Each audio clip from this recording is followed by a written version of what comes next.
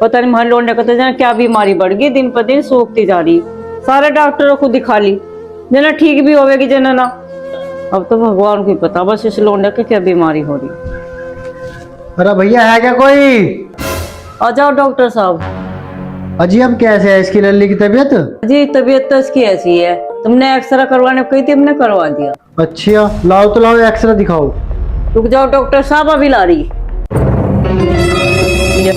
लो doctor साहब। लाओ दिखाओ।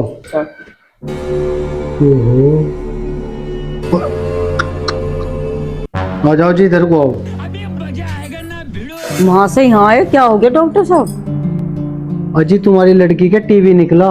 अच्छा डॉक्टर साहब, डॉक्टर साहब देख लेते 100-200 रुपए लेकर हमारा टीवी की जगह कूलर और फ्रिज लेकर जा। देख लो डॉक्टर साहब, 200 की जगह 300 ले लियो, हमारे घर में कट जाओगी।